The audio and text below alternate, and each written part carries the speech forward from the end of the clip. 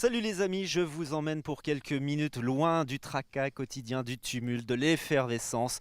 On est dans nos belles Ardennes, juste à côté de Margus, précisément à l'ermitage de Saint-Valfroy qui culmine à 350 mètres d'altitude. Et de l'altitude, ça va être bon pour vous, justement pour la méditation.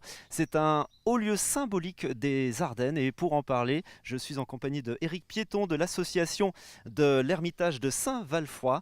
Alors Eric, bonsoir. Bonsoir. On est bien dans nos Ardennes, hein, on est bien ici. Ah, très bien, avec un magnifique soleil aujourd'hui.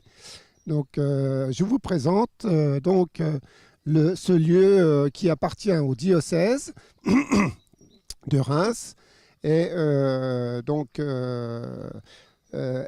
Nous sommes là au pied de la Notre-Dame de Bon Secours, qui représente la Vierge Marie, et dans lequel est enterré un prêtre qui s'est occupé du lieu avant-guerre.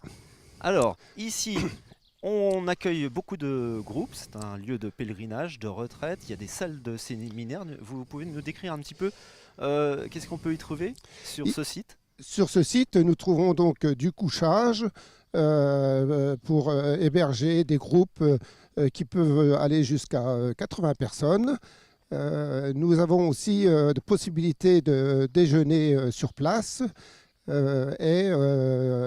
également donc des salles pour faire des réunions de groupes pour des pèlerinages chrétiens et autres.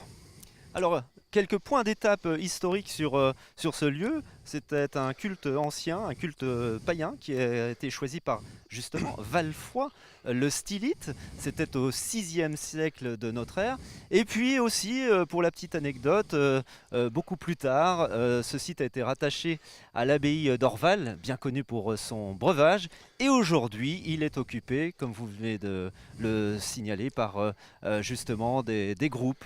Des pèlerins aussi qui viennent de manière individuelle, en retraite. Oui, Donc voilà, maintenant c'est un lieu aussi fréquenté non seulement par des croyants, mais aussi par des personnes laïques. oui.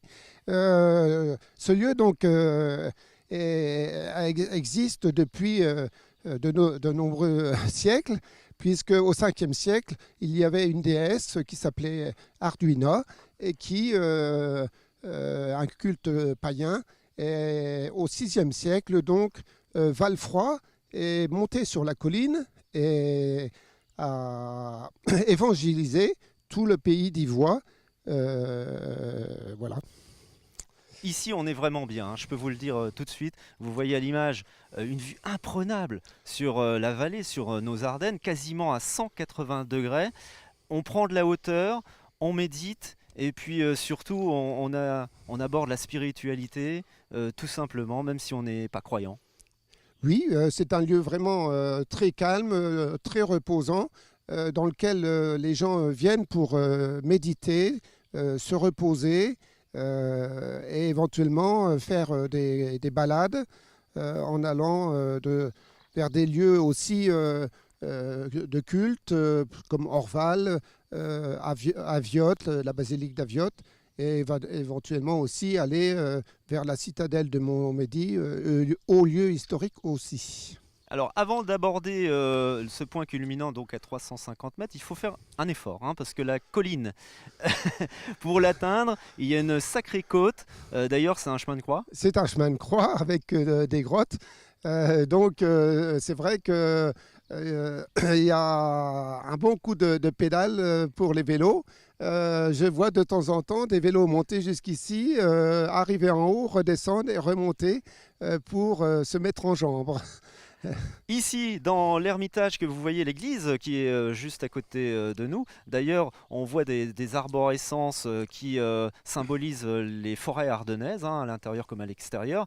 Il y a Natacha Saint-Pierre qui est passée récemment, c'était au mois d'avril, elle a fait un concert ici tout simplement devant 600 personnes. Oui, c'était une grande réussite. On a été vraiment très contents. Et je pense que tout le monde, l'église était vraiment pleine, quoi. Voilà, donc si vous recherchez la paix, si vous recherchez tout simplement le bonheur, c'est ici que ça se passe. Visitez, venez voir ce point absolument magique dans nos belles Ardennes, à côté de Margus. C'est donc l'ermitage de Saint-Valfroy. Merci pour toutes ces précisions, Merci, Eric. merci bien. À bientôt. Au revoir.